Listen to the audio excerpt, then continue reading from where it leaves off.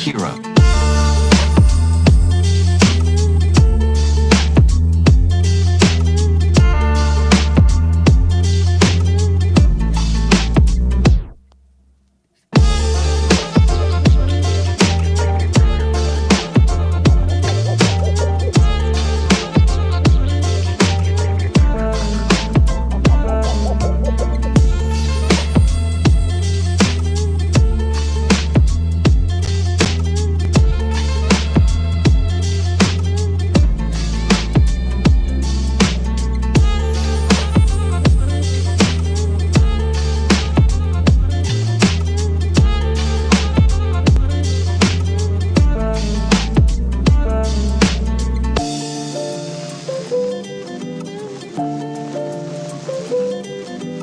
Have you any hobbies?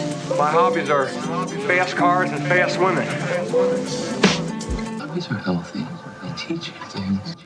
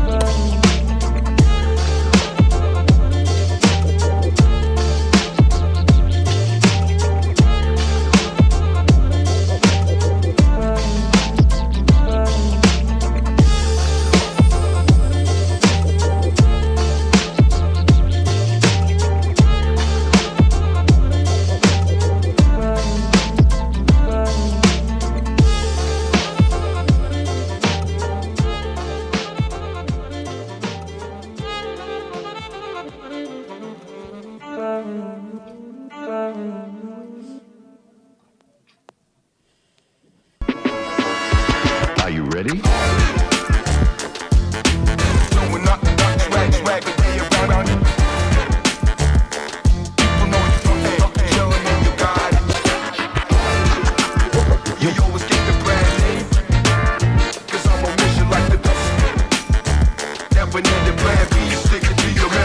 Are you ready?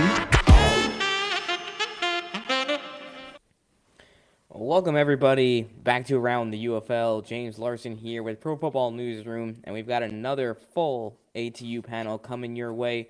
John Lewis, he's back from John Lewis Sports. Took a hiatus last week, but he is back on the show. John, how you doing today?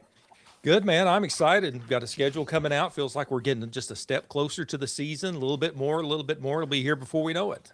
Yeah, there's been a lot that's happened over the last couple of weeks. We had a whole draft, 2-day draft. We've had quarterbacks allocated. We've got a schedule on the way. Hopefully single game tickets soon as well. And James Baker, you know a thing or two about tickets. How you doing today, my man? Doing good, man. We got players, we got coaches, we got helmets, and we're about to know when these games are being played. So it looks like football is happening this spring and couldn't be happier. Ducky quack quack, as the ref would say if he was here, but unfortunately he's not for the probably 5th month straight. But Ducky, how's it going? Good. I'm excited. I'm excited to see Columbus show out and show up for the Aviators. I think it's about time the Battlehawks got put in their place for attendance records. So I know we can only hold 20,000 though with the max capacity. The parking lots are going to be full, dude. They're going to be full. Oh, a good old Memphis situation. Yeah. Well, you know, Ducky, I feel like we might want to jump right into the Aviators a little bit because, for one, we've got a special guest joining us a little bit later in the show. Jaylen McClendon, quarterback for the Columbus Aviators, was selected by Ted Ginn and his staff. He's got such an interesting journey. I mean, he's been around since the XFL in 2020, but it really wasn't until last year that he got the chance to start and lead a football team for a consecutive period of time, and he'll be joining us later. But Ducky, just kind of overall your thoughts on where the Aviators stand right now. Biased or unbiased, I'm not really sure what to expect from you, but where do you think Columbus is looking right about now? Like you want like a report card grade? Because it's better than a B+. I don't even know. I mean, how does Ducky feel, man? I mean, you got a team again that's actually in your, I'm you know, where you are. It's so nice to be able to, like, don't get me wrong, I've rooted for all these teams, you know, but to actually be like part of a team now. Like, I've always had the guys on the teams and stuff like that, but to actually go out into the community and like reach out to people to like get people at tailgates and stuff like that. That's what I'm most excited about, and it's just building the community up, especially that. I don't know. It's so surreal. It hasn't hit me yet. Not until maybe at the fan rally it'll hit me, but just for right now, it hasn't hit me yet. By the way, to anyone watching, if you haven't seen yet, the UFL did announce today that a lot of the fan rallies got pushed back because of, we've got some crazy weather going across the country this weekend. So they've been pushed back a couple weeks, not canceled, just postponed. So that's really good to hear that they're not taking those away because of the weather, which is just going to happen in a couple of weeks. Baker, I think yours with the Renegades is happening, February 15th? February 15th, yep, that's the latest. And then now officially all 8 markets have fan rallies. They finally announced St. Louis today, which theirs is one of the first ones coming up February 1st. Awesome. I think this is kind of stuff that we've wanted to see for quite some time. And John, I know we've had some conversations about this while you've been on the show. Getting that grassroots marketing going, kind of having that local presence, and it's been really hit or miss the last couple of years with the UFL. Obviously, there's been a lot of moving pieces this offseason, so, maybe the presence hasn't been as perfect as we'd hope it could be, but there have been efforts, and there's been a lot of efforts these last couple of months. I think these fan rallies are a sign of exactly that. Oh, I think you're right. I think there's going to be, they had talked. I talked with some people with the Kings, and they said there would be one in January. This was back. They told me last year, late last year, there would be one in. Yeah, right. Back in January, that there would be one in January, and it's set for the 31st. Although we have snow coming in this week, and we might have snow coming in next week, so hopefully that will happen, and that there could be some other stuff that would happen in February as well. So, that you're right. That was there was a lot of people in a lot of markets said the marketing wasn't there. And I know, here in Louisville, I think that we're starting to see people are talking about the Kings. I know just people I work with who I didn't even expect to be football fans. They say they've got their season tickets or that they're looking forward to it. And you see Kings gear out and about, and there's even a Louisville Kings dedicated podcast here in town. So, I think there's shout out Louisville Kings Corner. I think that's who it Kings is. Corner, man. Yeah. Those guys are at it. They're on it. Good dudes, and they seem like that they're trying to help with this grassroots effort too. And I know there's some fan groups that are getting together. So I'm a lot more optimistic this year. I don't know if King's Corner is watching tonight, but I have watched a couple of your episodes. It's good stuff. They kind of give me like little Barstool vibes, which I think is great. Obviously, that's what the league's going to kind of want to lean into. It also kind of fits because, it'd be great to see Barstool involved with the league. Louisville Kings, Draft Kings, that whole kind of shebang we got going on down there. We'll see how that plays out. But, John, I kind of want to, follow up. It feels like there's a lot of buzz with the Kings right about now. Yeah. You kind of look at the ticket maps as it stands right now. Louisville's doing really, really well, especially compared to some of these other markets. What do you think is resonating down there with the Kings and with Chris Redmond as the head coach and just kind of this new atmosphere that Mike Rapoli and the UFL are building down there? Well, I think it's a recipe for success in that they're playing at Lynn Family Stadium, which is a beautiful stadium. I would encourage anybody to, if you haven't seen it, just get online, get on YouTube, see some of the drone videos and other things. And they have a great atmosphere there for the soccer games. So I think it's going to be I think that's a big part of it. Chris Redmond, is well known in this community, former U of L quarterback here in Louisville, high school legend. His dad was a high school legendary quarterback, coach in high school. So, there are a lot of Louisville connections here. And that's what Mike Rapoli wanted. He wanted to have those strong local connections, and that's what they have. They got a great place to play. And frankly, Louisville has always had a chip on its shoulder since the Kentucky Colonels left back in the 70s. There are pro sports here, like, with the USL Louisville City that plays at Lynn Family Stadium, Racing Louisville, the NWSL team. We have AAA baseball, but this feels like a different level. And this is a football crazy state. And I just think that, as you mentioned there, it just really feels like it is a recipe for success, that there is buzz here in Louisville for this. Yeah, I mean, there's a lot of buzz really across a bunch of these markets. Yeah. James, I know you've been out and about and you've been a little under the weather, but Dallas has a fan rally coming up. They've got a new coach. They've got kind of a brand new team. How do you feel about Rick Neuheisel kind of taking over here in Dallas, and where do you feel the team stands right about now? Luis Perez is coming back at quarterback. We've got a few familiar faces, but a lot of new pieces coming in through the draft, and obviously it seems like his staff is going to be largely different as well from what Bob Stoops had.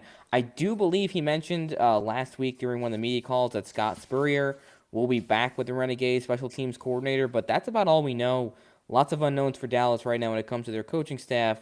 But besides that, how are you feeling so far about Dallas and where they stand?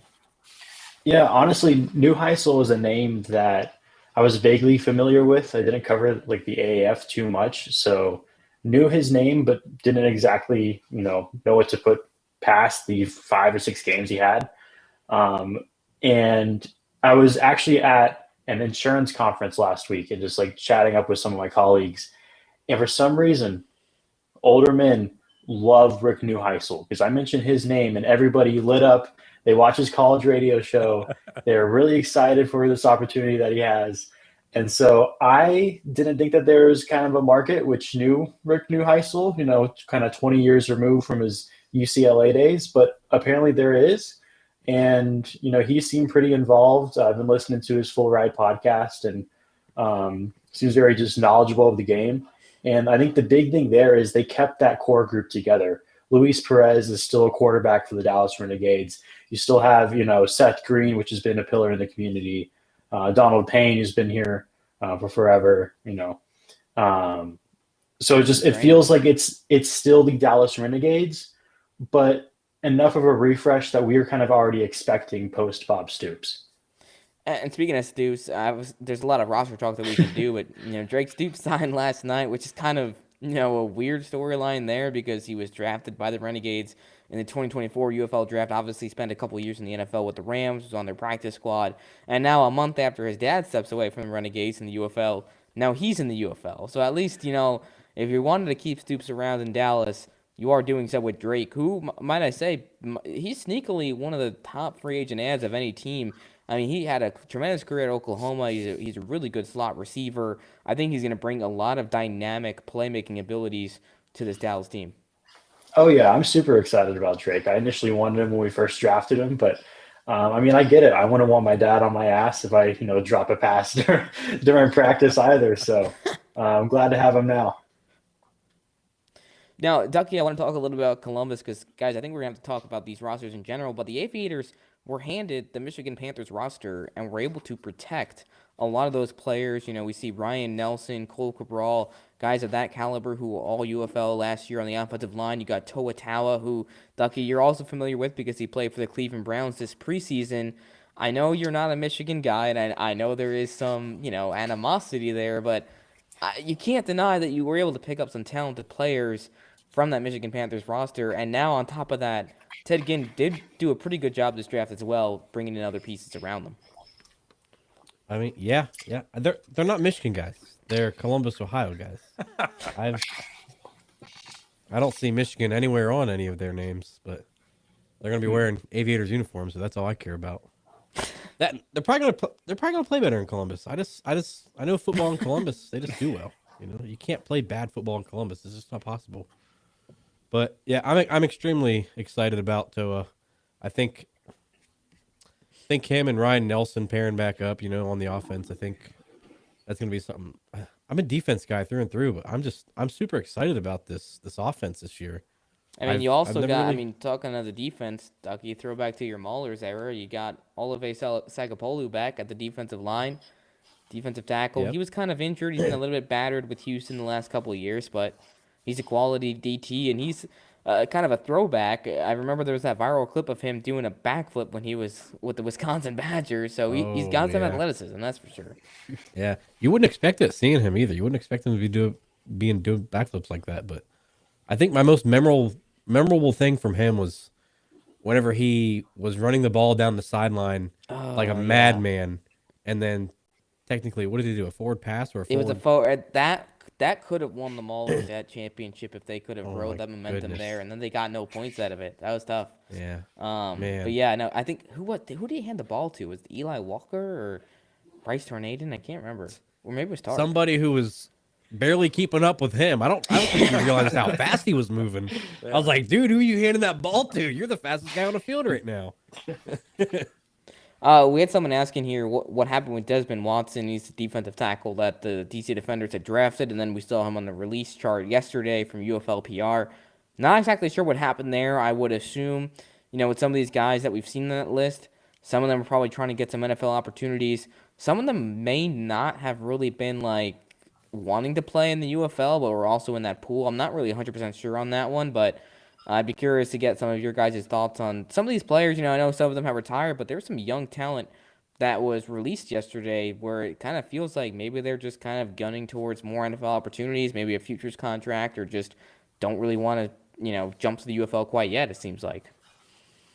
Yeah, I mean, we kind of thought that this might happen where we'll see a draft and we'll see all these, these lists of players. And I think almost every team we've seen people retire. We've seen people, be released. And I think you're right, James. I think that there's probably some of that they felt like, well, maybe I still have a shot at the NFL and I don't want to try to risk it in the UFL, which is too bad because we know it's a league of opportunity, and we kind of laugh at that phrasing, but it is. I mean, it really is.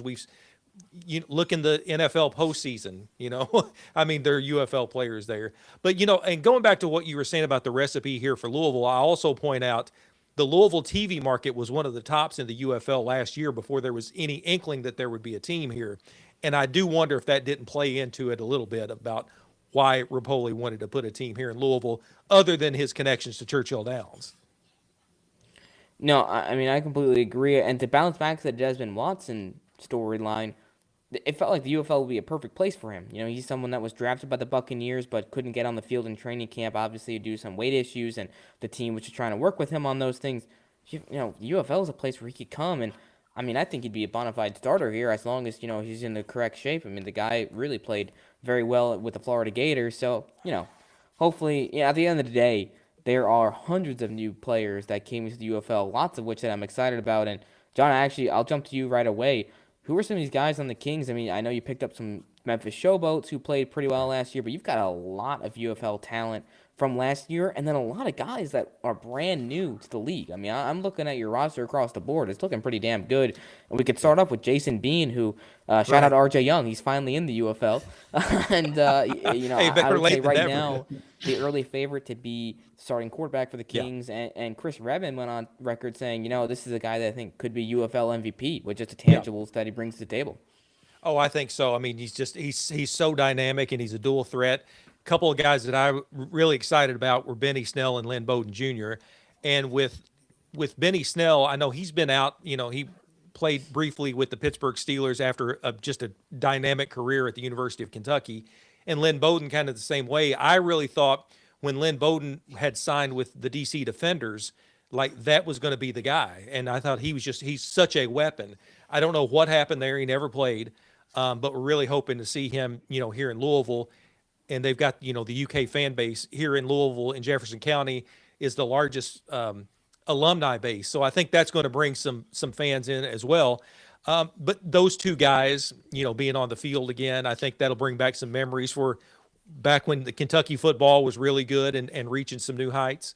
And you mentioned Jason Bean. I mean, you watch him, some of those highlights from Kansas are just incredible. And not only that, as Chris Redmond pointed out, he can get out of the pocket and get it downfield if he needs to, whether it's with his arm, which is a cannon. It reminds me a little bit of a slightly more polished Alex McGough, which is the way that we watched him escape pressure and just make something out of nothing and then fire the ball down the field 60 yards for a touchdown. If that's any inkling of what Jason Bean can do, Louisville's in really good shape. I think so. That's a good comp. And someone else, on a video of mine here on YouTube, that somebody had pointed that out, had made that comp with Alex McGough. And I think it's a great one. You're right. Because he's so mobile and he has such a good arm. Like he really is a threat offensively. I mean, that's just going to be really fun. And if you get Lynn Bowden, out there as well, who can do a whole lot of things. And I can't imagine that they won't run some quarterback packages for Lynn Bowden, even though he was a wide receiver. He ended up getting pressed into service when all three quarterbacks went down for UK, took them to a bowl game, and won the MVP of the bowl game that year. So that's how good of an athlete he is. And something else I want to point out, which I was impressed with, is I thought Chris Redmond, there are a couple position groups that are a bit of a question mark right now, but across the board, pretty solid draft. And to think that he did all of this within like 2.5 weeks is very impressive, because I read it, I think it was a Louisville Business Journal, or if I'm saying that correctly, John, correct me if I'm wrong, But, they said they posted in one of their reports a couple days ago, he was contacted by Eric Wood for this job on Christmas Eve. Yeah. That's insane. I mean, he turns around, accepts the job in a few days, and then has to put together a whole roster within a couple of weeks preparing for a draft, looking over the Memphis Showbuzz roster, looking through the UFL, and then going through draft pool with probably over 3,000 players from what I was told were in that first pool. I mean, that's a lot of work. So for guys like Redmond and AJ McCarron and some of these other coaches who kind of had to start from scratch, that's pretty impressive. It seems overwhelming. But I think like one thing that some of these guys have, they've got assistant coaches with them who know the game and know some of these players. So I think that is there are several ways to pronounce Louisville, but you're fine. My New York accent's just not going to get it, man. It's tough. But yeah, you're right. I mean, all these coaches, they have to be commended. Now we'll see what happens on the field because that's where the proof is. The other storyline that you can go at from this angle is like, okay, well, if this all happened so late and so last second, how in the heck are they going to get all together by training camp and actually put a good product out on the field? Remains to be seen. Which, John, that's something else we can talk about with Louisville, which I do want to get to maybe down the road in this episode. But, I mean, coaching staff's going to be important. He at least has a coaching staff now. We can get to that later. I want to stay focused on the rosters. But to your point, the Kings have a lot of talent on that team. We'll see if they can put it together. I do want to switch over to James here quickly to talk about Dallas. I know you kind of mentioned a little bit about, Tyler Vaughns is back. Seth Green is back. Day-Day Hunter's back in the backfield. You've got Luis Perez, who's going to be your leader. But who are some of the prospects you think the Renegades brought in that really excites you? I know up front, we want to talk about the offensive line. I think Abdul Beecham's a huge add at guard. He was playing, in my opinion, at an all-UFL level for the St. Louis Battlehawks before he got knocked out with injury. They brought in Chimakorafor from the Michigan Panthers, who played very well for them over the last couple of years, and Keaton Sutherland's in there as well alongside Sam Tecklenburg. Maybe talk a little bit about some of these guys that stood out to you that Rick Neuhauser brought in. Yeah, well, first I just got to say with Coach Red there in Louisville, it was very clear that he was a big Renegades fan because he really ripped my heart out with Javonte Payton, Kalen Ballage, Isaiah Winstead, Ron Stokes. Like he was just stealing everybody he possibly could. But no, with the Renegades, I'm really excited with the core we maintained. And then if you thought Luis Perez to Sal Cannella was fantastic, Austin Reed to Peyton Hendershot is going to feed families. That's the number one pickup I'm most excited about. Was really excited to watch Denzel Mims with the Battlehawks last season. Things didn't necessarily go too well, but I still believe in him watching his NFL tape. So I think Perez and Co can really revitalize him. And then I was just taking another look through the roster, but I mean, we kept Taco, which is huge. And then really like on our defensive front, like you said, we got Chris Steele, and then I'm trying to look through. Sorry, I've not taken a look too much at our defensive selections. What surprised me the most is that we did not keep Marquette as our punter. We're keeping Spurrier as our special teams coordinator. Marquette's been very involved in the community. Big fan of Danny Garcia. We kept Antonio. Obviously, we couldn't have kept Lucas because Lucas signed a futures contract with the Packers. But shout out Haversick. He should have been playing in the playoffs for Green Bay instead of Brandon Rod McManus. But it's another story. But so that really shocked me there that we didn't keep him on. And then just kind of getting on some of the departures. I know Chris Odom posted that there was a medical issue, which is why he wasn't in the draft pool. But he says he's completely healthy. I saw him in person. He was completely healthy. He was at the Renegades event like a few weeks ago. Yeah, and they were even advertising, like, go get a Chris Odom autograph. And, they had Perez and Odom shooting videos there at the stadium. So I hope that things can kind of be solved there. So defensively, we get another all UFL caliber player back. Like, that's going to be huge.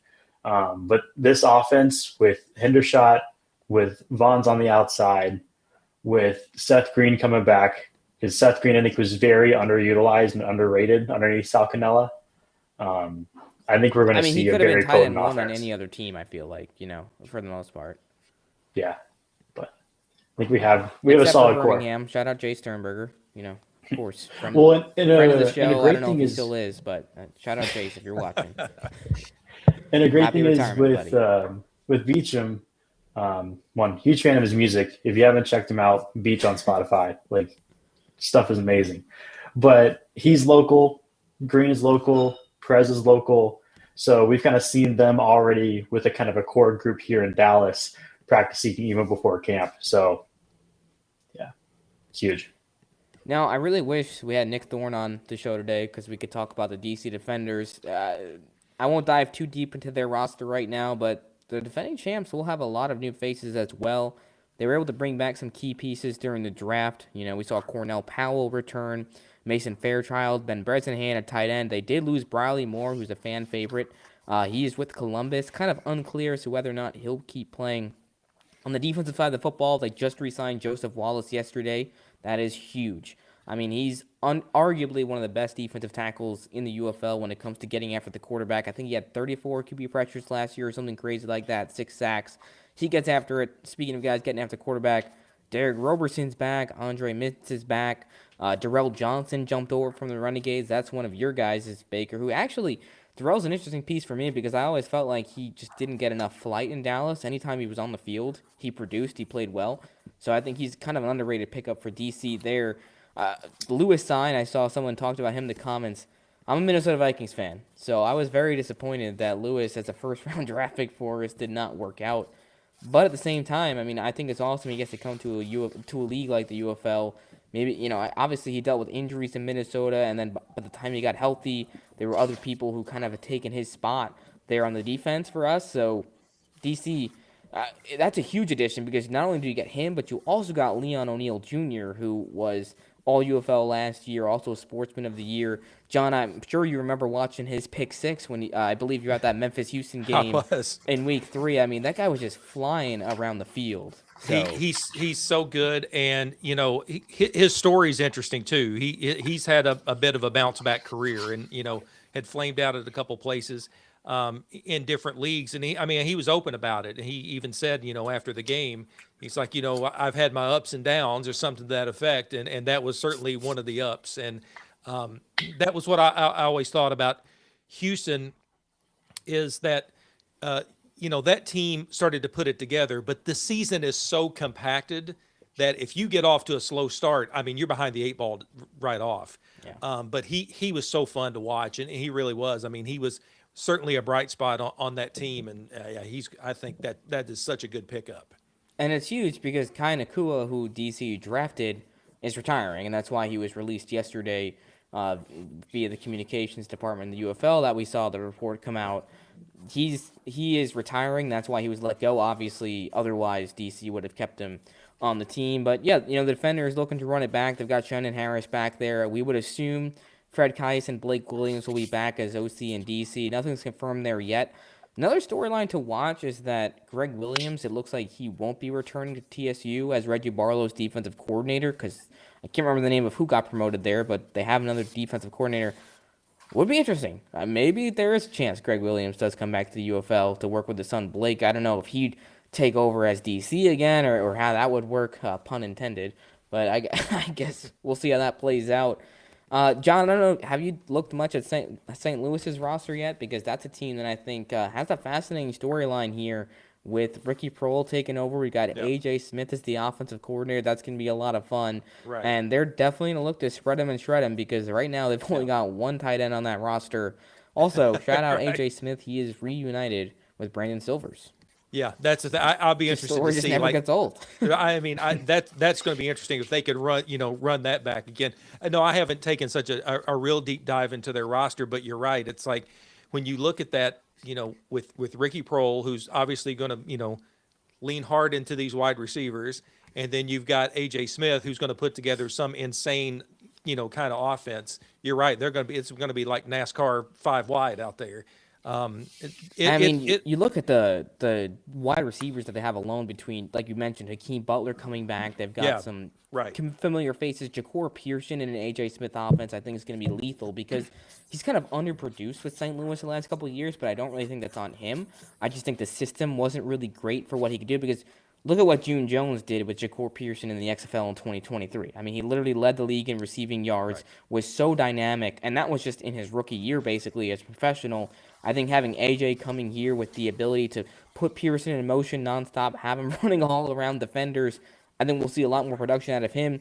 He also reunites with Justin Smith in that wide receiver room, who produced quite a bit for the Brahmas and the Roughnecks during AJ's time with them. And then switching over to the defense side of the football, they picked up some dogs. I mean, Carlos Davis, an all UFL defensive tackle, also Taylor Stallworth from the Panthers. They've landed there. Michael Dwumfor signed with the Battlehawks up front. He was a signing for them a couple of years ago, and then ended up going back to the NFL. So that's pretty big. Peter Tomafenu and Travis Feeney are back, and I think that, John, this is something that we could probably talk about because Feeney literally has a whole fan section in St. Louis. I'm pretty sure you've been to a Battlehawk or two game. I mean, yes, it was imperative that they kept Feeney, and I'm very happy to see that he did not end up elsewhere because, to me, that's the type of thing where, you know, when you have there's not many players in spring football that are recognizable. Travis Feeney's one of them, right? And that's a guy that no matter what happens to regionalization, no matter what happens with coaches going elsewhere, he's got to stay in St. Louis because that's where he has his fan base, and it's a big one. I mean, considering the fact that there are fans that show up every week with Feeney signs, I mean, I'm impressed. No, you're right, and that's, you know, and he's into it. You know, he's been the hype man for, you know, some of the Battlehawks games, because that was my concern, you know, with this whole kind of reset, is that has always been the outlier in the UFL because of the success that they had. You know, people would try to compare some of the other franchises and other teams to St. Louis. You just can't do it because it's so different. So with that core together, and I was a little worried too, you know, Beck was he was a hype man. I mean, Beck knew how to, you know, work the media because he is part of the media. And I've seen Ricky Prohl out there doing a lot of stuff too. So I think that if you're a Battlehawks fan and you were kind of worried that there might be a step back, I think you can probably temper that a little bit, because from, you know, you mentioned that core group of players, and then with, you know, Ricky Prohl, AJ Smith, I just think this is going to be, and Corey Chamberlain at defensive coordinator, right? That's the guy and that was one of the things. Won a championship, shut out the, right. Ironically, shut out AJ Smith in the championship 2 years ago. I mean, you can't script it any better than that. And, you know, and that was one of the things the Battlehawks needed to do last year, was improve their defense, and they did. So, I just think that there should be a lot of optimism there in St. Louis market for sure. No doubt. And kind of to close out some St. Louis talk, looking at their secondary, they've also attracted some guys. Luke Barku is in there. He was tremendous with the Brahmas in 2023. He spent a couple years in the NFL. And interestingly enough, it makes perfect sense that he ends up in St. Louis because Corey Chamberlain was his DB's coach with the Brahmas in 2023. Nate Brooks, he was all UFL a couple years ago with the Michigan Panthers. He's back after spending some time with the Bengals, but he's landing in St. Louis now. Neville Clark's an underrated pickup. I really like the addition of Sean Fresh as well. He played well last year. The safety room looks good. Across the board, Battlehawks fans, I know, you know, it's kind of a little bit scary feeling right now, knowing that Becht and a lot of those guys aren't coming back, but I think you're going to be okay. I mean, a lot of these guys are either, you know, established UFL players, or they brought in some outside talent, and you've got good coaches in place. I feel pretty good about St. Louis right about now.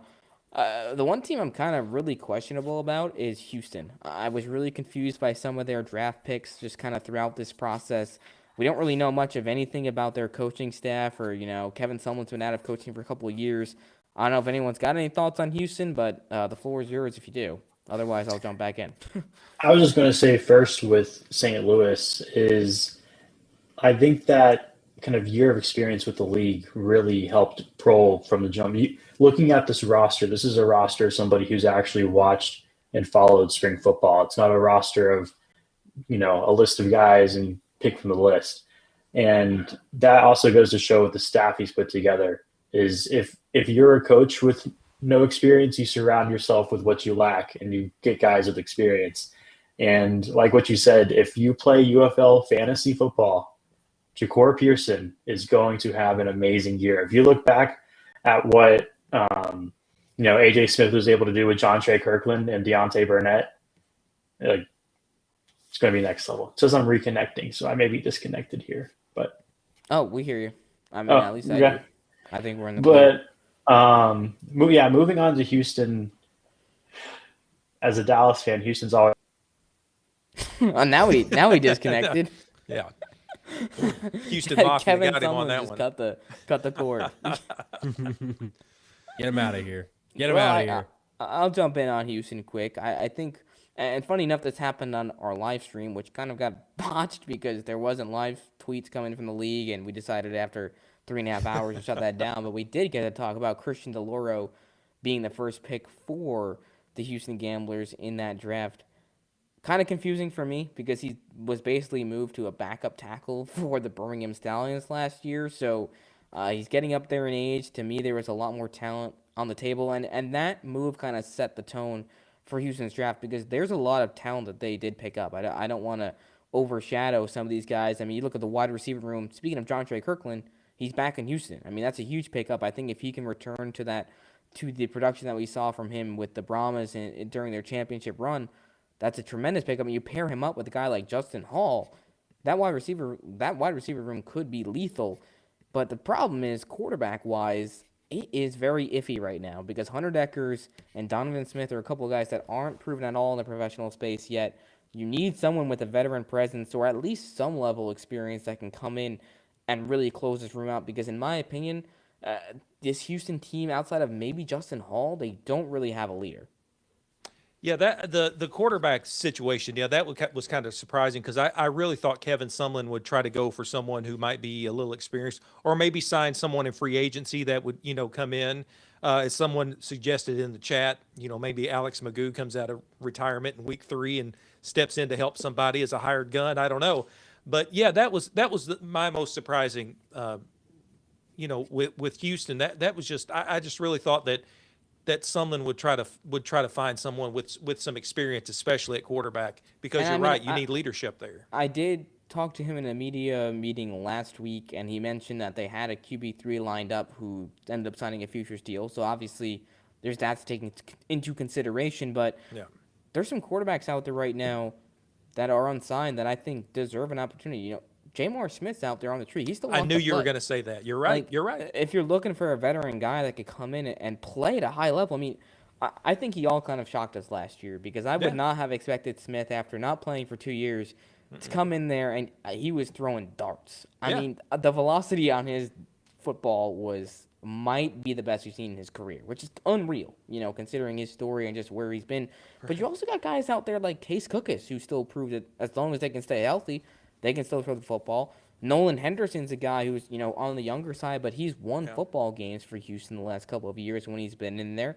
He's got mobility. He can get the football down the field, not as efficiently as some others, but I think watching this Gamblers offseason unfold here the next month or so is going to be very interesting because I don't know if I can really trust their quarterbacks right now, and it makes me doubt the rest of the roster. Did Holt Nailers, is he done? He retired. That's what I thought. Yeah. Of course we're talking about Holt when Baker jumps off because that's his guy. Oh, that's his guy. Yeah, I was kind of surprised about that. I thought he would land somewhere. On cue, there he is. On cue, Baker's back right as we start talking about Holt Nailers. All right, there we go. Back in action. Don't talk about it. He's going to go grab the freaking signed jock strap. He's going to put it on screen.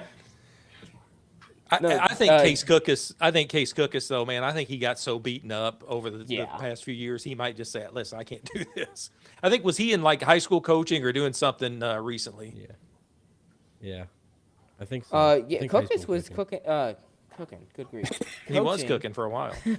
He was coaching at, I think it was Brevard. What the heck? Was it a small college? Maybe I knew. It was a very small college, but he was quarterback's coach there. Yeah. Okay. And he was actually working with someone else who was formerly on the Stars staff that I can't remember the name of right now either. But I know there was a couple of guys there. Yeah. But Baker, we were saying that Holt Nailers, we're kind of surprised that he retired and hasn't ended up on a roster, but maybe he steps in and just appears somewhere. Possibly. He teased it a little bit, but he got married. Doing the ECU podcast thing that's been blowing up, right? And so sometimes it's not worth, spending a few months staying in shape, getting hit. Yeah, somebody brought up Bailey Zappi. I think he ended. I can't remember where he ended up. Futures deal or practice squad somewhere in the NFL. He's kind of bounced around a little bit, but man, to see him and Austin Reed, two Western Kentucky guys in the UFL who can absolutely sling it, that would be really fun.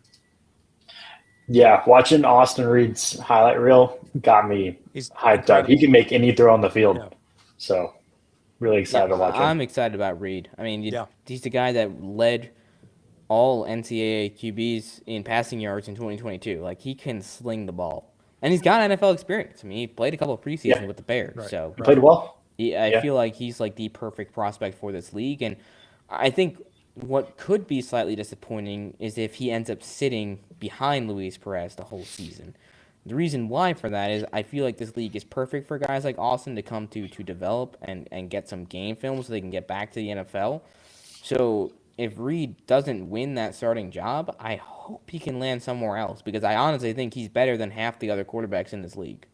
Buddy, you don't know Dallas Renegades football. I mean, Luis Perez is going to have to break a leg before that happens, right? Yeah. We'll have to have a Drew Bledsoe situation. Well, guys, speaking of quarterbacks, we have our special guest. He has arrived. Jaylen McClendon, quarterback for the Columbus Aviators, who we are all familiar with, having been the UFL the last couple of years with the DC Defenders and, of course, the Houston Roughnecks. Jaylen, we really appreciate you taking the time to join us today. How are you doing, my man? I'm good, man. How are you guys doing? Good. We're doing good. We appreciate you joining us, of course, and lots of exciting news for you as you were selected by the Columbus Aviators in this UFL draft process. How are you feeling about your new team and working with Ted Ginn Jr.? I think it's a great opportunity, man. Like seeing the draft and seeing the guys that they picked up and stuff, and obviously, like the notable Ted Ginn, like the great player he was, and just excited about the staff he's bringing on and like the experience and knowledge he has. So just excited to be with a new group of guys and some familiar faces too, but just be playing again. So I'm excited. No doubt. I'd be curious to hear from your perspective, jumping around from team to team throughout the last few years in the spring football scene. Now you're in Columbus, kind of a fresh slate for you with a new football team. The UFL has redrafted literally every team now. What's kind of your level of anticipation for this upcoming season, and what have your early conversations with Ginn looked like? So I know last week was pretty busy for him. So like we're just about to get started with like Zoom meetings and stuff like that and just get acclimated and things like that. But I think the process has been, or for me, it's been kind of the same. Like I've been on the new team every year.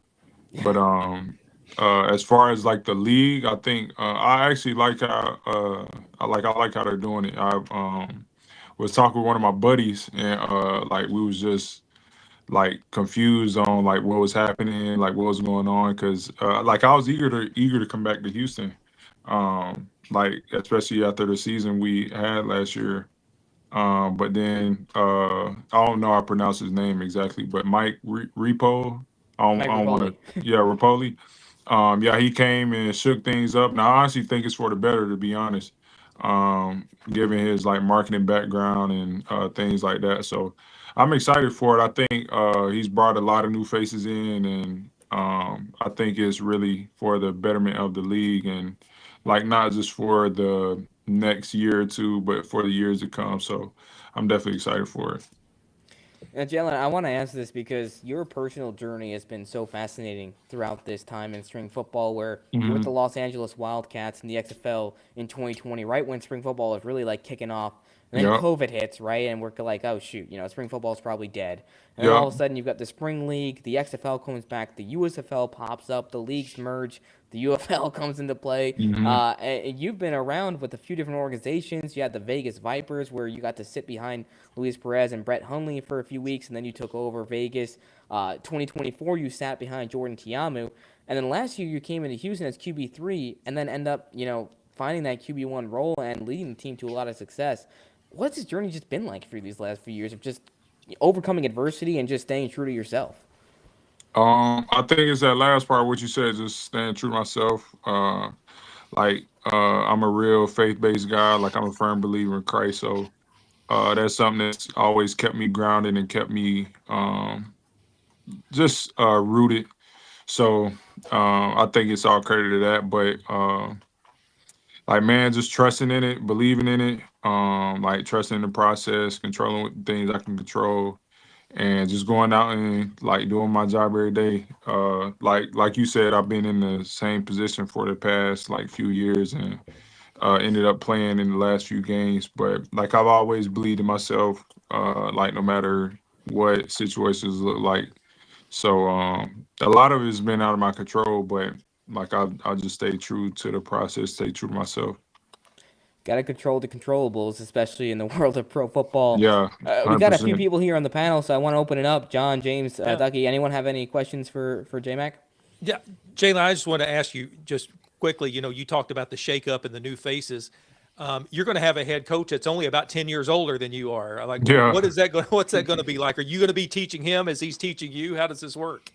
No, I think it's gonna be like I spoke with him a little bit, and and I actually known him prior to getting picked up, but I think he's a smart guy. Like, he's not an idiot or anything like that. Like, he knows this is his first go around, and he very much understands that. But I know for a fact, he ain't no dummy. Like, he played in the league for some years too, with some great offensive coordinators, great minds, like Sean Payton being one of them. So I know a lot of his background comes from that, and being with the Panthers. I can't remember the coordinator's name.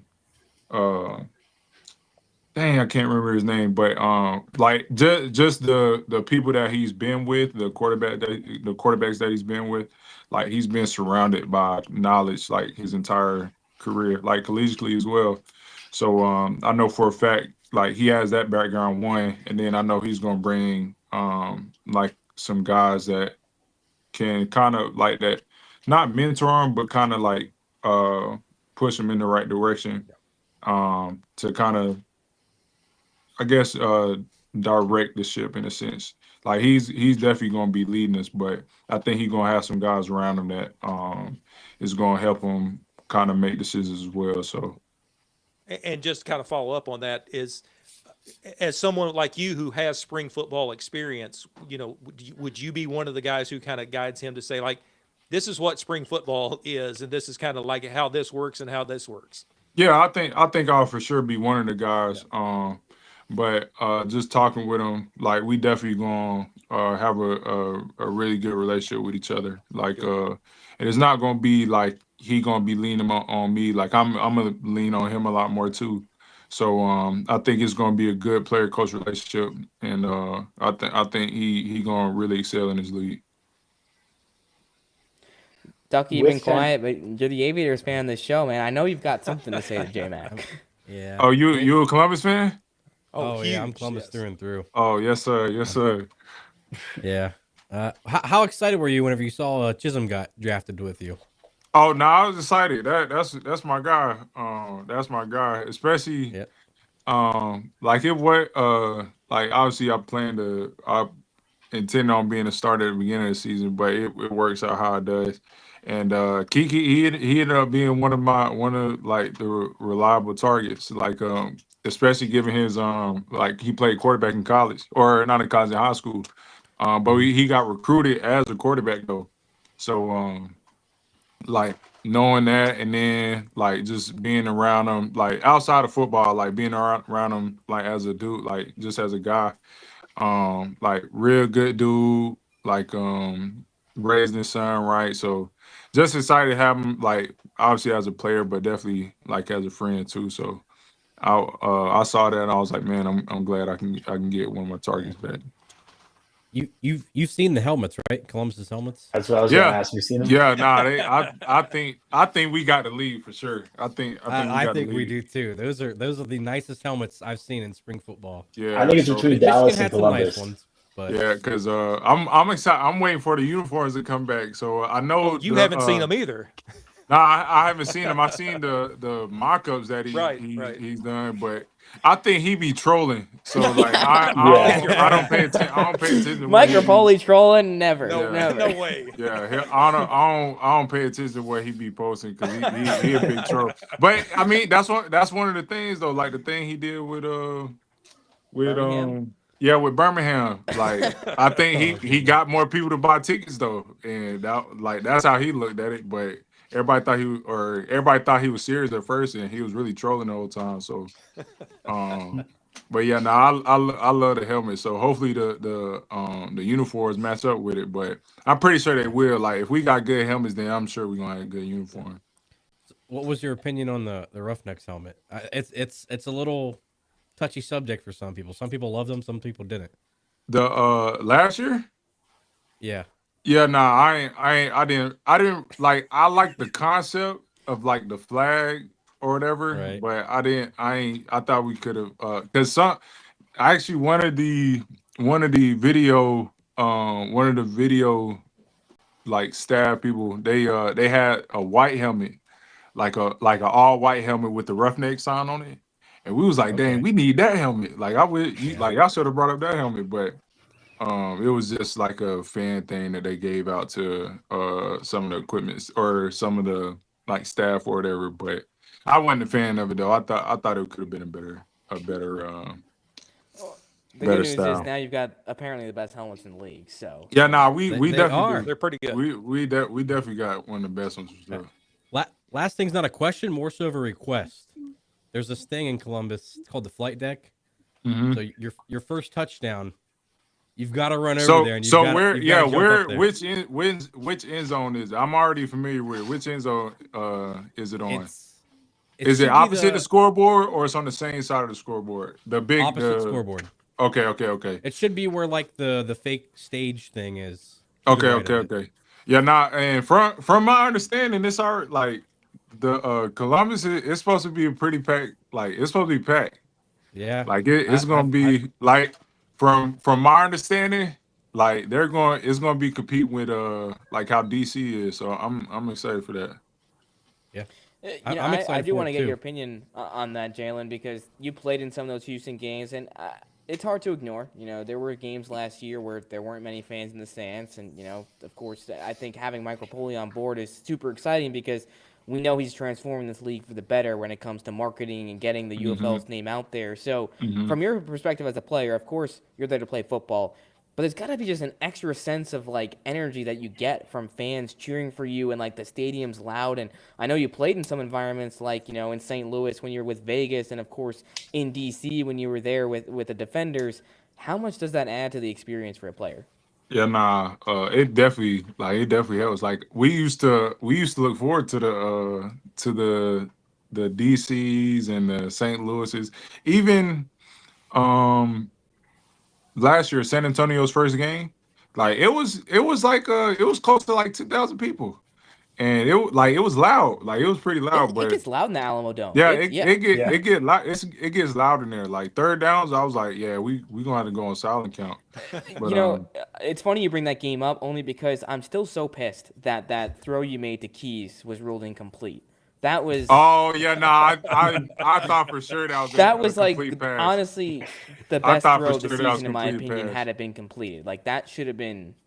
Yeah, that was insane. Because I thought it looked to me that he like his toe, because what they were saying was that he didn't. I can't remember which foot it was, his right or left, but they were saying he got one foot in. They were saying that his toe didn't hit.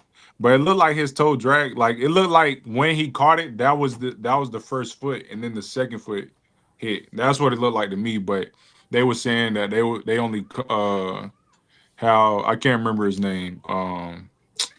The guy who reviews it. Blandino. Mike Pereira Blandino. They were saying that he was saying that once he caught it, the second step was the first foot. In, and so that's how they ruled it. But I don't know. I got my own feelings against Blandino on certain calls though. But hey, luckily you guys won 27-3, so it didn't matter. Yeah, nah, for real. They just have a little 8 ball back there. They just shake. Yeah. Jalen, I also wanted to ask quick about your time in DC because you were the backup there in 2024, but you got to play behind and learn from a guy like Jordan Tiamu, who we saw just go off this year, won UFL Championship MVP, led DC Yeah. to the championship victory. Can you talk a little bit about your time with him and what you're able to learn from a guy of Tamu's caliber? Tom Jordan, that's what JT Jordan, that's what we call him. But he real cool, man. Like cool as an individual. But football wise, man, like I think he just goes out there and ball. So it was pretty cool to see and like just cool to like learn from him, especially because he been with like that staff for like 3 years, Going on 4 years now, yeah. 3-4 years now. So it's just been cool to learn from the. Uh-oh. Yeah. So it was pretty cool just being part of that organization. No doubt. Well, Jalen, we really appreciate you taking the time with us today. We're excited to watch you play for the Aviators next season. Before we wrap things up, John, James, Ducky, any final comments for Jalen? Or Jalen, any final comments from you before we wrap things up here? I was just going to say. Go ahead. I was going to say, like you've been a guy kind of everywhere. You've had to fight to get reps. What does it feel like to know or to be coached by guys like Rod Woodson, Ted Ginn Jr., to know that guys of these caliber are watching these leagues, watching your reps? Oh no, I think like my first go around with in the XFL, like the first in 2020 XFL with Norm Chow. Like like he's a legend. Like I still talk to him to this day. Yeah, and then sitting behind Josh, and like obviously he's going into his year 15 or something like that, year 16, 17. He might be like 18 now. You're 18, he's 25. He's finna be 40 years old, but he's still playing. So like when he was in the XFL, like he would like me and him had a similar journey. Like he was a journeyman his entire career, but he stuck to it and like just kept grinding and just thugged it out. But learning from him was probably one of my favorite experiences, just cause like he had the like NFL like background like for years, like not just like 1 or 2 years on practice squad. Like he played in some real games and still playing in some games. Like he just played week 16, 17 for Washington. And me and him still talk too, but learning from like guys like that, Norm Chow, Rod Woodson, about to be Ted again now. Even the team I was on last year, CJ, Coach Johnson, like all these guys are like coaching legends, like, and Rod Woodson is obviously a Hall of Famer, but like learning from them is just like, to me it's surreal. Like seeing it, like Rod Woodson is arguably the best cornerback to ever play the game. You know what I mean? And like just to hear like how highly he thought of me and like how he carries himself as a coach and how he carried himself as a player. And just like leading the team and leading the program and the organization, I think it's a pretty cool experience. Like obviously the goal is to get to the NFL and stuff like that, but like I don't think you can beat learning from like a guy like any of those guys, like any of the coaches. I don't think you can beat those experiences. You can still have fun in the spring. For sure. Because like NFL. Like I'll never take it for granted. One, because like we all still get to live our dreams of playing football. You know what I mean? Especially like on a high level too. But like we're not competing with anybody. Like we're dang near the only sport going on right now besides like baseball's just getting started when we start. But that's like they're in like spring training and stuff. And then basketball will be ending their season. I think the WNBA they be ending their season. And hockey's just ending their season. So like we're legit the only like sport competing. Like unless you're into like tennis and golf and stuff like that. But I think you can beat that. Yeah, you know what I mean? So like you can't beat like being the only game or the only football, you know what I mean, as a fan, you know what I mean? Like Yeah. exclude like playing. Like as a fan, I don't think you can beat that because it really turns into year-round football, especially because they don't like. I knew when I was in college, like we used to watch spring football games like throughout the season or throughout the spring, but now they don't even air them anymore like that because like this whole new era. So it's pretty cool to me. Yeah, some programs just canceling them. It's crazy. Right. Jaylen, just our guy Abdul had a good question here, and I'm interested too. Is it going to be a little more fun to be able to play in Columbus where you're not playing in like some oppressive weather like down in Houston? Oh yeah, like I know them first couple games is definitely gonna be it's gonna be chilly. Yeah. For sure. So A little like cooler gotta than get used. Houston. Yeah, a lot cooler than Houston. Like I wouldn't be surprised if we get some 30-degree games or 40-degree games. But I think just Columbus, like the people around there, the fans just being eager to have like football, especially I didn't know how close it was to Ohio State. So hopefully we can draw from that crowd and bring a lot of those fans to our game. So I'm definitely excited to get in Columbus and just have a good turnout. J-Mac, before I let you go, there was one comment here from Taco Del 95. He said, "Get ready to eat turf when you play the Battlehawks, my boy." Oh, Any that's response fine. to that before Yeah, we- that's fine. That's completely fine. Me, the Battlehawks and myself, we've always had a good battle. So I'm excited for sure. The going back to Vegas, we should have won that game. They overturned not for real. They overturned a pivotal call. They didn't even anticipate us being in a close game with them like that. But that was the first time it went to 2 overtimes or something like that. Yeah. And we ended up scoring, going for 2, and we end up getting it, and then they scored and ended up getting it, and then we got the ball back and scored, but they overturned the call, or it was a highly debatable call, but Cam Sutton, I'll never forget it. He caught it, one of our go-to play calls. Like for an outside, it's a slant, out return and a corner route. And we knew they was gonna play, like we knew they were gonna play man to it. So we had a tight end on a small corner with like rub routes pretty much on the corner on the 5-yard line. And he ends up catching it like right on the ball. If you're looking at the pylon view, the ball is crossing the pylon. Like the ball is across the plane. But they Blandino, it's Blandino, man. He didn't give us a call. So they I think they had a script out for that game, but That's some quarterback talk right there. they had a script out for that game. So, but I'm excited. I'm excited to play St. Louis. Hopefully, it's there too. So, hopefully, it's there because who made that comment?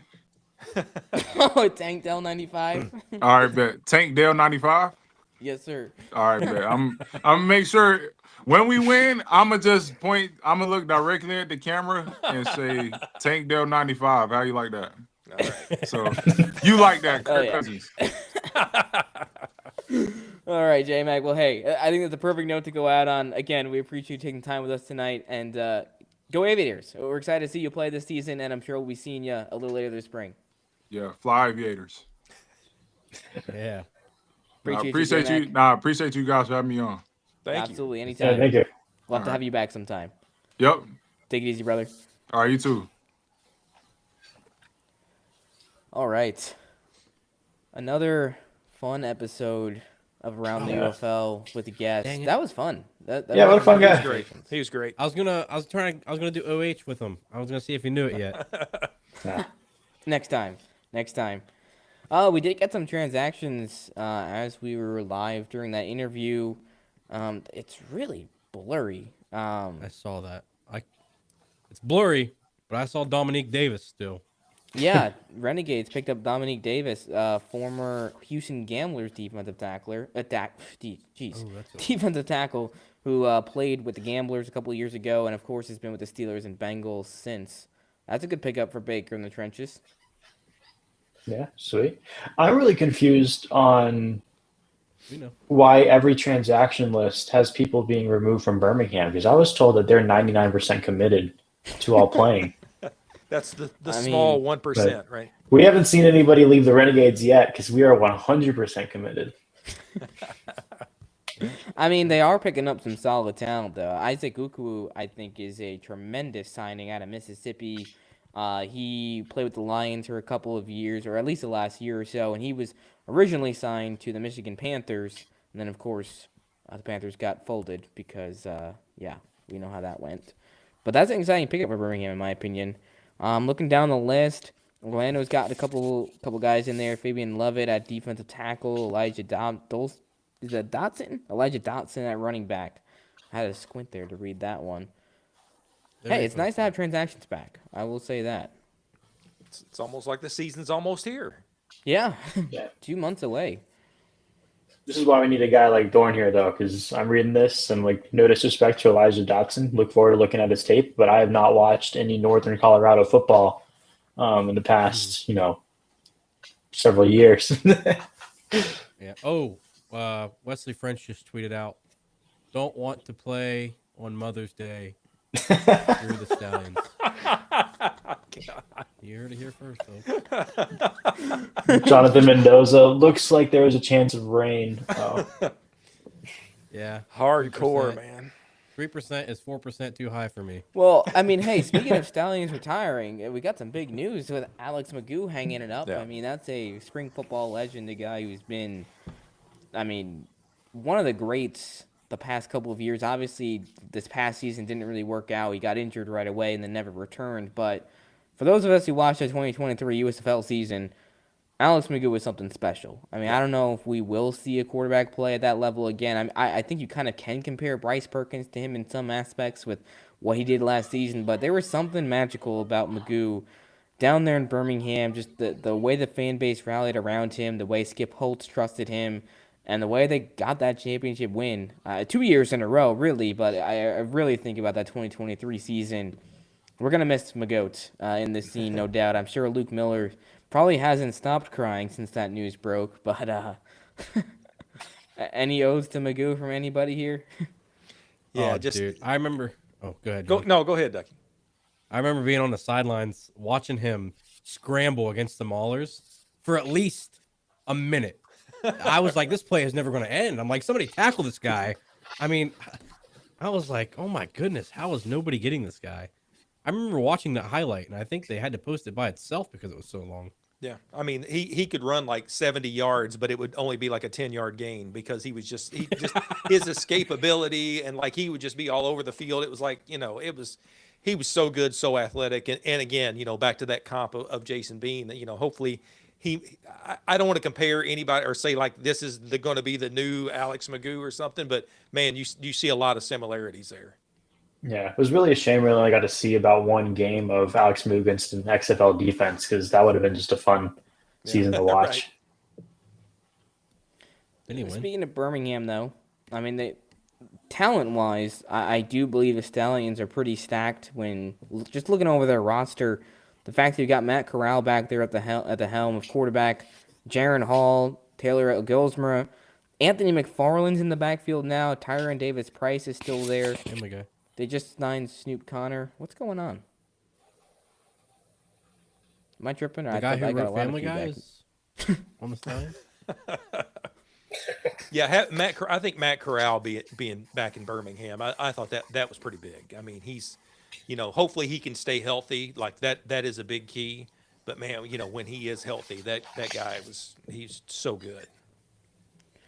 It just always felt like he never truly had a chance to be QB1 there. Like, I know he did, but, Adrian Martinez had that one breakout game, and then Skip Holtz handed the reins to him. Alex Magoo, of course, comes back. You've got to let him be QB1. And then Matt's finally got the chance to really take over, and he played so well in that game against Houston, and then he gets hurt. And that's it. I mean, really didn't see much of him again until the playoffs, where he had to come in to try to bring Birmingham back after down a couple of scores, and Bryce Perkins he's tough to overcome. I mean, that just was Michigan's day. But wide receiver room is stacked. You've got Justin Ross, former Chiefs prospect. Deion Kane is back. Dawood Davis and Marcus Sims, a couple of all UFL That's guys, huge, are now yeah. over there. Cam Echols-Looper is kind of a sleeper pick up there. He played well for the Generals a couple of years ago, and he's been up north in the CFL. He's played some really good minutes. Jaden Mickens makes the jump from the Defenders over to Birmingham. You keep Marlon Williams. In my opinion, between Orlando and Birmingham, two of the top wide receiver rooms in the league. But then you also have the Kings. I mean, a lot of these rooms are stacked, so it's going to be fun to watch this all play out in camp. Well, there's a lot of talent in the league. I mean, there really is. That's what it's just going to be interesting to see how it all kind of gels together. And, you know, as you said earlier, like it's so quick. Like you have to put this together. You have to draft these teams. Now you got to get them into training camp. And now, you know, you kick off on March 27th or the week of March 27th. So there's a lot to put together in a short time, but there is a lot of talent out there that we'll see. Yeah, with Birmingham, I feel like, I hate to admit it, but AJ assembled a talented group of players. But picking a talented group of players, especially when I've been around spring football, is the easy part. Now comes in the part that he doesn't have experience with, is actually leading these guys and installing a playbook with an offensive coordinator who doesn't really have the experience either, and getting ready for game one. That's the big question. That's exactly right. It's the question for kind of every team right about now, to be honest. Yep. So Shannon Harris and Anthony Beck have the one up because they've at least done it recently. Rick Neuheisel has also done it, but it's been several years since he's done it. And the rest of these guys, AJ McCarron hasn't done it as a head coach. Chris Redmond obviously hasn't done it as a head coach. Ricky Prohl has done it, but as an assistant, so a little bit of a different situation there. And Kevin Sumlin's done it. I think it's hard to say, has he done it well? I mean, when you look at the Houston Gamblers 2022 season, so we'll see if he can kind of rebound the Gamblers this year and get them back on track. But just to stick on Birmingham for a second, because I know the Stallions fans always give me crap for not talking about them enough. I feel like we do talk about Birmingham quite a bit, but they are stacked. I mean, I'm looking at every single position group. There is not a weakness anywhere. Like, to Baker's point, I think A.J. McCarron did his homework. I think it helped that he was already very familiar with the scene, and even though he didn't play last year, I'm sure he was watching. I'm sure he was paying attention. And obviously, half these guys that he's recruited are players that he's been familiar with, whether from his time in the UFL or the NFL. And McCarron simply has a bunch of pull. Like, I mean, sure, he's got connections that some of these other coaches don't have. So there's a reason why, kind of right out of the gate here, in my opinion, Birmingham is the very, very early favorite, just based on the talent they have at literally every single position, because it's kind of ridiculous. No, I agree, but you're right. It's like you can have an all-star team, but you've got to get the right kind of leadership and to put this together. And that's just, if I have a concern, that's really it, because how much camaraderie can you build? You know, like J-Mac talking about, you know, they're doing Zoom calls right now. It's not like a traditional, you know, football camp. They'll get together soon, but you got to build camaraderie and chemistry pretty quickly. It's going to be. But Birmingham, there's no question they've got the talent, and they can go deep too. I think that's going to be a deep roster. I think you really got to look at, as far as kind of building that camaraderie, the two teams that are bringing back their core and their quarterback with Dallas and DC. Yep. Like, that's just going to be a huge step up, especially in DC, because you're bringing back Harris too. There's going to be a huge leg up on pretty much anybody. And that's something that you can't change. It's not tangible. It's not, we put in the hours. Like, no, they've put in the years. So it's going to be a big hill for Birmingham to climb.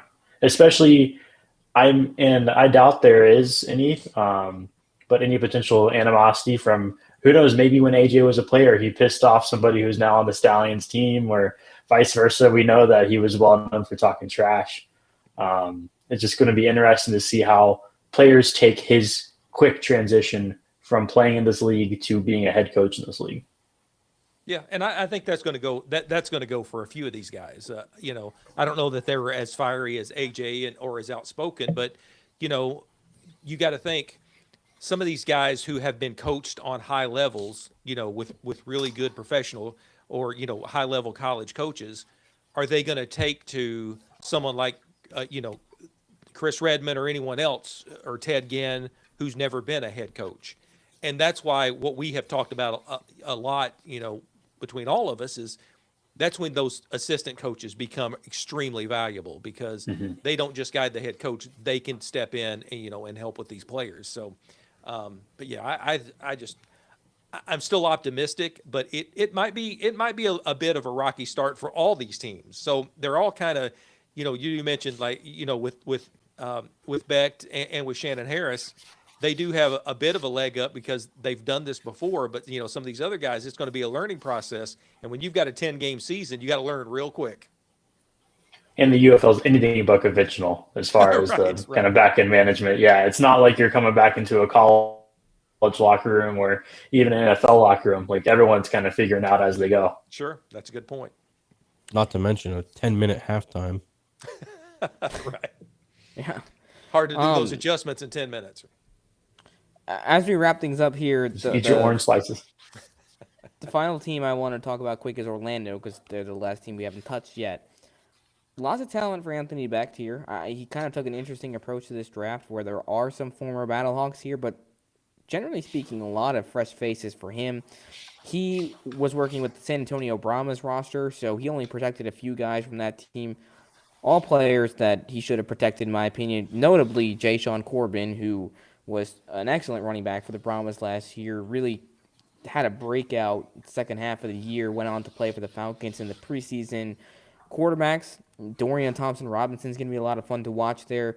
So is Jack Plummer, a couple of guys that have had ups and downs throughout their pro career, but those kind of seem to fit the mold of what Beck likes to work with. We saw what he did with Max Duggan last year, and did it work out for them in winning a championship? No, but they did win 8 games, and they did, earn the regular season XFL conference title. Across the board, I think the Storm drafted really well. They've got a lot of talent, especially in the wide receiver room. A few new faces in there, Elijah Badger, Jordan Bly, Cam Camper. These are all guys who were in NFL camps literally this past year. Jordan Bly is a fun pickup because he's actually the son of Dre Bly, who was the New York Jets corner. I think he's their defensive backs coach, and obviously he's got connections with Anthony Becht, so with the Jets connection there. So I'm really interested to know how that signing kind of came about with him getting drafted. But, that's exciting there. Marquez Stevenson, Chris Rowland, D. Anderson, and Jerome Kapp are also in that room. And Aaron Cruikshank, who he was the leader in the European League of Football this past season with the Bravos, good grief. Guys, it's getting late. With the Bravos, funny enough, catching passes from Reed Sinet. So I kind of love all these storylines and spring ball. There's always someone named that you can find recognizable. Defensively, similar story. Some former Battlehawks in there, some guys that we've seen in the UFL before. Lamar Jackson. What are you talking about? Recognizable names. Lamar Jackson. I mean, yes, Lamar Jackson, but not that Lamar Jackson. Yeah. It's like the Josh Allen situation with that. Right. The Jaguars defensive back. Now, one thing looking over the Storm roster that I'm interested in is Tanner Mordecai a Storm? Because he's on.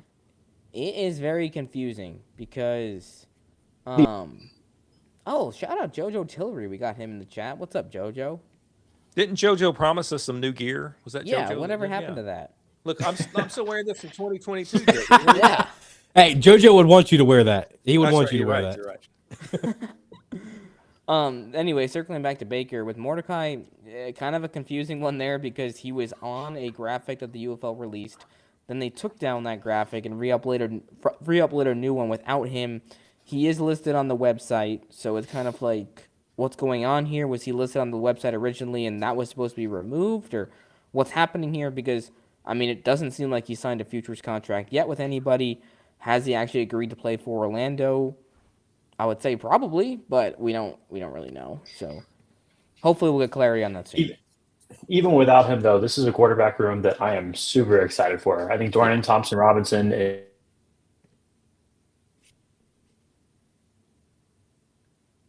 Wow. going to be fun. I know I was just talking to some Broncos fans about what's up? Did I cut out? You went silent there for like a few seconds. We could still see you talking, but I feel like you're being censored by someone. Yeah. We can hear you now, though. And now he's gone. Also, I'm going to address one of the comments about the kicker and punter for Columbus. And then they were like, are we just going to go for it every possession? Yes. I don't know if anybody knows this, but like a famous Ohio State like situation happened with Woody Hayes, where the reporter after the game asked him, they're like, why do you always go for two? Like, he never kicks the extra point. And he just looked at her and said, because I can't go for three. So, and in the UFL, you can go for three. That's correct. I was going to say, and there was a high school coach. I think it was in Tennessee, maybe. Like they never punted; they would just go for it every time, and they kept winning state championships. So maybe there's going to be something like. Maybe we're going to have some. I mean, I'd watch that every week. Yeah, and what's the onside now? 4th and 12. Is it 4th and 12? I don't even remember. I think so. I don't know what happened with Baker, but anyways. That'd be crazy actually if they did that. Like if they did that and stuck with it. I wonder how many people would just watch just for that. Well, at least 3 right here. I get yeah. Well, I think we've covered quite a bit here. Yeah. Obviously, we've got the UFL schedule coming tomorrow, so stay tuned for that. Not sure what time that's going to drop, but exciting times in UFL. We've got a lot of things to look forward to. Just over 2 months away from kickoff on March 27th. We have head coaches, we have teams, coaching staffs are coming together. We've got rosters. We're going to have a schedule, and we're going to have a season ultimately. So across the board, I'm looking forward to it, gents.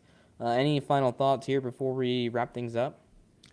I'm excited. We're getting closer, and it'll feel even more real when we see that schedule and we can finally start to figure out, okay, they're playing here, these are the games I'm going to go to, so it's going to be fun. John, we got to link up at a game actually this year because I know we've 100%. Almost crossed paths so many times. That's right. In Canton, Ohio. I know. We were literally there at the same time. That was the game. Funny enough, Ducky, you were there too, because that was the game. I think was it the Showboats Generals? I think you were there for. Oh yes, because I got a really good picture of Eccles. Freaking. Yes, yeah. Shout out Eccles Looper. But John, wasn't that the weekend you were there for? I was, yeah. I was there that whole weekend. Maulers, Gamblers, and then Showboats Generals. Yep. Finally got to see the Hall of Fame, and yeah. It was, I mean, that was such a cool setup up there. I was hoping that there would be like maybe a championship game or do something, something related to Canton, because that was a great setup there. Yeah. I agree. Shout out Hall of Fame field. Yeah. The field, the village. Yeah. The field was special, man. I was there. Yeah. This past July, I got to go down there for the Hall of Fame game. Shout out Ryan Nelson and Jacob Sailors who were playing there and that. But yeah, there's something about the atmosphere there. It just feels special, like it's sacred ground. It is sacred ground. And the turf looks so good. And look at that! Right as we're about to sign off, I was about to tell y'all just sign off without me, but I wanted to just give an announcement. Say I hope Birmingham fans stay safe this weekend. Heard it's going to get below 40 degrees, so just be safe out there. For some reason, water freezes at 32 degrees everywhere, except for Birmingham. It freezes at 50 degrees. I don't know what happened there, how that happened, but Godspeed to them. Yeah. Y'all going to make the Stallions fans continue to hate me. Guys, I tried. I tried to keep it positive. Trolls. A bunch of micro-polies in the chat. Hey, maybe next time Mayor Woodfin goes to run his campaign, he can campaign off the weather. He could change the weather. Oh yeah. All right, guys. I think that about does it for Around the UFL. I'm James Larson, Pro Football Newsroom. Make sure you're subscribing to the UFL podcast channel. We should be back to doing these weekly since the season's coming up, and there's a lot more news coming out every single week. Ducky, James Baker, John Lewis, of course, appreciate you guys being on here. And until next time, this was Around the UFL. OH. Who sucks?